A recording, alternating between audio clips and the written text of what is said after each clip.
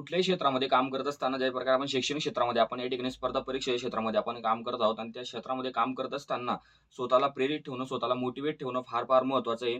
कारण यशाचा राजमार्ग म्हणजे स्वतःला मोटिव्हेट ठेवणं हा मला वाटतो. कारण की जर स्वतः आपण मोटिव्हेट असू, स्वतः आपण प्रेरित असू, तर आपल्याला अपयश येवो या यश येवो, पण आपल्याला त्या ठिकाणी स्वतःला प्रेरित ठेवणं फार महत्त्वाचं आहे. कारण प्रेरित असू तर आपला पुढचा मार्ग सुरू असेल आणि आपल्याला माहिती आहे यशाचा राजमार्ग म्हणजे स्वतःचा अभ्यास आणि स्वतःचं जे काही तयारी असेल, जे काही स्वप्न असेल, त्याचा निरंतरपणे त्याची तयारी सुरू ठेवणं हाच त्या ठिकाणी यशाचा आपला राजमार्ग असतो. आणि हेच मोटिव्हेट आणि हेच तुम्हाला प्रेरित ठेवण्याचं काम मी या ठिकाणी काही प्रयत्न करतो.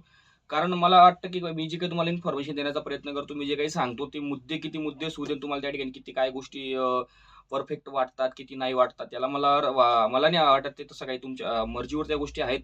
परंतु या गोष्टींमागे जर तुम्ही कुठेतरी माझा उद्देश समजला, सुरुवातीला बोलण्याचा, काही सांगण्याचा किंवा प्रत्येक व्हिडिओमध्ये माझ्या काहीतरी एक मुख्य उद्देश जर म्हटला, तो मुख्य उद्देश माझा फक्त आणि फक्त तुम्हाला त्या ठिकाणी मोटिव्हेट करणं, तुम्हाला त्या ठिकाणी प्रेरित ठेवणं, तुमच्या स्पर्धा परीक्षेसाठी तुम्हाला कुठल्याही क्षेत्रामध्ये तुम्ही तयारी करत असाल, तर त्या ठिकाणी छोटी-मोठी हेल्प, छोटी-मोठी मदत, बस हा त्या ठिकाणी माझा सगळ्यात महत्त्वाचा उद्देश आहे. बाकी असं काही नाही, मी तुम्हाला काही इन्फॉर्मेशन दिली आहे, तिथं योग्य राहतेच, तिथं सगळ्यांना माहिती आहे. जर एखाद्यानं आपण Googleवर जरी सर्च केली, ती इन्फॉर्मेशन आपल्याला सहज उपलब्ध होईल.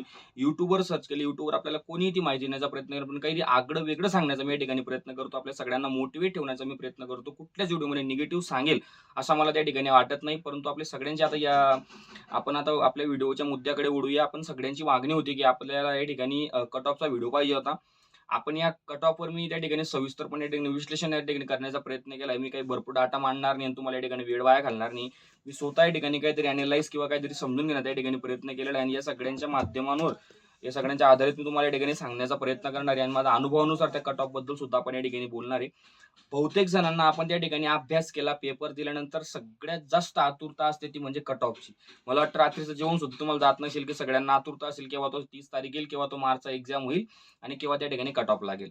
तर मित्रहो, आपण चला कट ऑफ बद्दल बोलूया. कट ऑफ बद्दल बोलत असताना मित्रहो, ज्या त्या नवीन जे राज्याचे जे पेपर होणार आहे सेंट्रल रिजनचे, त्या तिकडच्या भागावर त्या ठिकाणी कट ऑफचा फरक पडणार आहे. पण बाकी आपलं जशास तसं असणार आहे.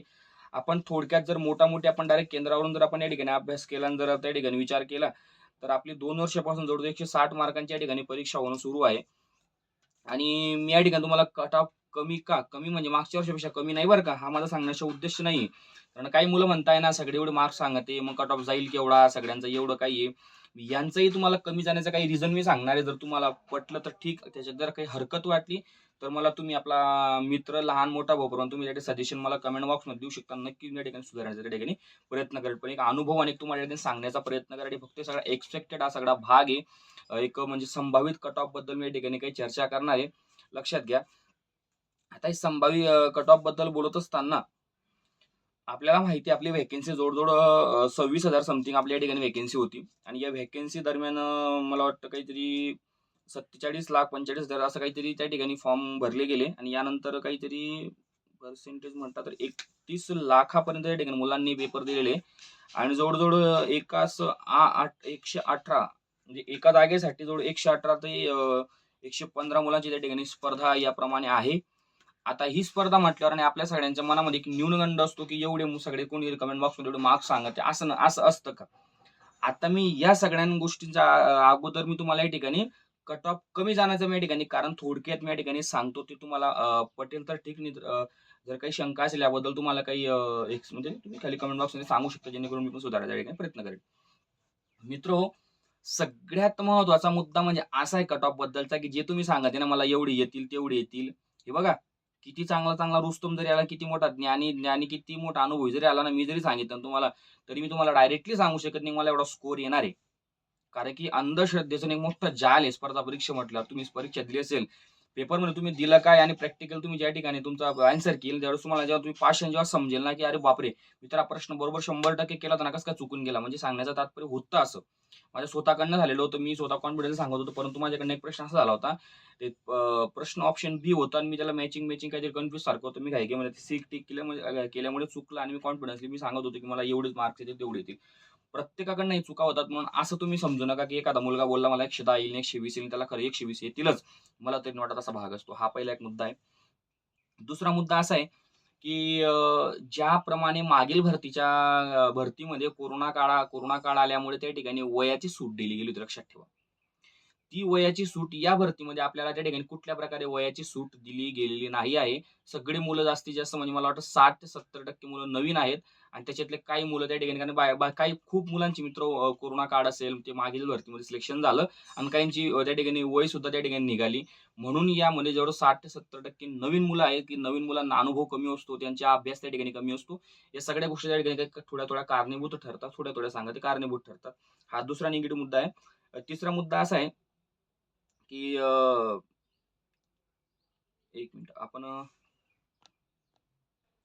आता तिसरा जो मुद्दा सांगणार तो सगळ्यात महत्त्वाचा मुद्दा ठरणार आहे. तो महत्त्वाचा मुद्दा असा आहे, की हा मुद्दा असा आहे, की म्हणजे तुम्ही आपल्याला माहिती असेल, की ओबीसीचे विद्यार्थी ओपनमध्ये जातात. ओबीसीचे विद्यार्थी ओपनमध्ये कसं जातात?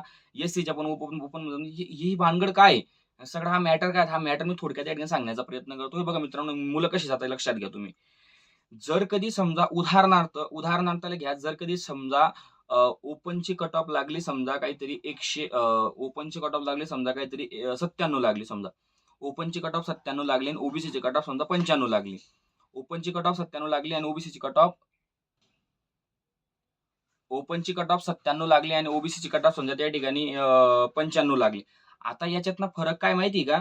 आपल्याला माहिती आहे ओपनची कट ऑफ 97 लागली, ओबीसीची कट ऑफ 95 लागली. परंतु जर एखादा 23 वर्षाखालील जर विद्यार्थी असेल, 23 वर्षाखालील जर मुलगा पेपर देणार असेल आणि त्या 23 वर्षाखालील विद्यार्थी तो जर ओबीसी कॅटेगरीचा असेल आणि त्याला जर काही त्या 95 पेक्षा जास्त मार्क आहे, म्हणजे त्याला 97 पेक्षा जास्त मार्क आहे, तर तो ओबीसीच्या 23 वर्षाखालील मुलगा त्याचं नाव डायरेक्ट त्या ठिकाणी ओपनमध्ये झालं जातं आणि तो डायरेक्ट ओपनमध्ये तो लिस्टमध्ये गिनला जातो. म्हणजे त्याच्यातली ती आपल्या ओबीसी मधली एक वॅकन्सी त्याच्यातली आपली स्पर्धा त्या ठिकाणी त्याची संपून जाते त्याच ठिकाणी.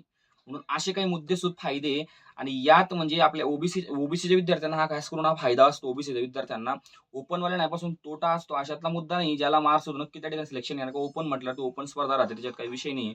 पण ओबीसी असतील, एससी असतील, एसटी असतील या कॅटेगरीच्या मुलांना या ठिकाणी फायदा होतो. कारण बरेचसे मुलं त्या ठिकाणी त्या गेल्यामुळे आपली त्या ठिकाणी तेवढी वॅकन्सी खाली होते आणि त्या ठिकाणी आपला सिलेक्शन त्या ठिकाणी आपला चान्स वाढतो. ह्या काही 2-3 कारणांमुळे आपले कट ऑफ कमी जाण्या त्या ठिकाणी रिझन आहे. मी तुम्हाला पॉईंट नाही त्या ठिकाणी पॉझिटिव्ह राहायला शिकाल मित्रांनो. असं नाही कट ऑफ गेली काही नाही. आणि मध्यंतरी तुम्हाला सांगितलेलं आहे, की आपला अभ्यास आहे तो अभ्यास सुरू ठेवा. जी तुमची ती दैनंदिन जी काही तुमची दिनचर्या असेल, तुमचा जो काही सकाळी अभ्यास असेल, तुमचा एखादा क्लास तुम्ही पाहत असाल, तो क्लास तुम्ही रेग्युलर पाहत राहा. तुमची रनिंग सुरू असेल, तुम्ही रनिंग रेग्युलर सुरू ठेवा. आपला नित्य नियोजनपर्यंत सुरू आपला अभ्यास सुरू ठेवा. पुढील आपण आता बघूया. मागील वर्षाचे कट ऑफ जर विचार केला आपण त्या ठिकाणी ओपन ओबीसी एससी एसटी बद्दल तर आपल्याला माहिती आहे ओपनचा कट ऑफ 101.2 होता. ओबीसीचा कट ऑफ मी डायरेक्ट त्या ठिकाणी सगळ्यात खालचा कट ऑफ म्हणजे बीएसएफ बद्दलचं बोलतो मी डायरेक्ट शॉर्टकट. ओपनचा कट ऑफ 101.2 होता. ओबीसीचा कट ऑफ त्या ठिकाणी 97.65 होता. एसटीचा कट ऑफ त्या ठिकाणी 92.53 होता. एसटीचा कट ऑफ 83.22 होता. आता याच्यात जर आपण सगळ्यात हायेस्ट कट ऑफचा विचार केला सीआयएसएफ बद्दल सगळ्यात जास्त जाणारी सीआयएसएफचा कट ऑफ विचार केला तर ओपनची कट ऑफ 122 होती सीआयएसएफची आणि ओबीसीची कट ऑफ 117 होती सीआयएसएफ साठी. तर आता ह्या वर्षाची कट ऑफ किती लागणार आणि किती मार्क्सवर तुमचं सिलेक्शन होईल मी या ठिकाणी एक्सपेक्टेड सांगण्याचा या ठिकाणी प्रयत्न करणार आहे. मित्र हो मागे बोललो तर आताही बोलू ते लक्षात ठेवा. कट ऑफ बद्दलचा मुद्दा असा आहे कट ऑफ जर तुम्हाला मिनिमम जर का तुम्हाला कमीत कमी 108, 110, 112 असे जरी मार्क्स आले तर आपला सिलेक्शनला ठिकाणी परफेक्ट चान्स बनतो. बाकीच्यांसारखं मला असं काहीतरी मी काही एससीचा चेअरमन नाही किंवा मी तुम्हाला सांगणार आहे की तुम्ही असं एवढं गृहीत धरा आणि हे धरा तुम्ही अभ्यास सोडून द्या तुम्ही कन्फर्मच राहा. मी अशातला भाग कृपया करून जर कोणाला कधी चुकीचं वाटत तरी चालतंय पण मी डायरेक्ट या ठिकाणी असं काहीतरी कोणाला व्हायला वाटेल मी अशा गोष्टी सांगणार नाही. कारण मी स्वतः 5 ते 6 वर्ष एसएससी या क्षेत्रामधून मी स्वतः अभ्यास करत होतो. कोरोना काळात 1-2 वर्ष माझे वाया गेले.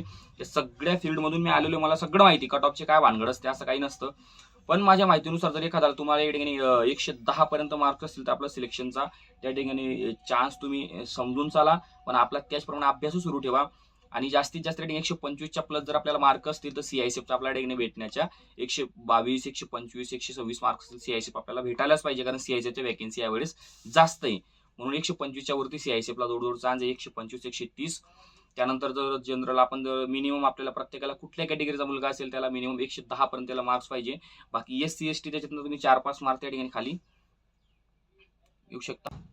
आणि यातच फिमेलबद्दल बोललं गेलं तर मुलींसाठी या ठिकाणी काहीतरी जवळजवळ किती 4 ते 2, 4, 5 मार्क 2, 4, 5 मार्क तुम्ही या ठिकाणी खाली मायनस तुम्ही कमी करू शकता. बस एवढीच समथिंग तुमची कट ऑफ राहणार आहे. त्या ठिकाणी एवढी काही जास्त कट ऑफ राहणार नाही. कट ऑफ जास्त वाढणार नाही. त्याच्यात तुम्ही अजिबात चिंता आणि भीती करू नका. पण आपला अभ्यास आणि आपला सराव नेहमी सुरू ठेवा. पुन्हा एकदा तुम्हाला या ठिकाणी शुभेच्छा देतो. काही त्या ठिकाणी जर एखादा पॉईंट सुटला असेल तर मला नक्की त्या ठिकाणी कमेंट बॉक्समध्ये सांगण्याचा प्रयत्न करा. मी नक्की आपल्याला त्या ठिकाणी उत्तर देण्याचा या ठिकाणी प्रयत्न करेल. आणि जर काही सजेशन असेल तर मला नक्की कमेंट बॉक्समध्ये सांगा. आणि काही जर व्हिडिओ आवडले असेल नक्की लाईक करा. लाईक करायला विसरू नका आणि सबस्क्राईब नक्की करा. आणि जास्तीत जास्त विद्यार्थ्यांना मित्रांपर्यंत शेअर करा. धन्यवाद.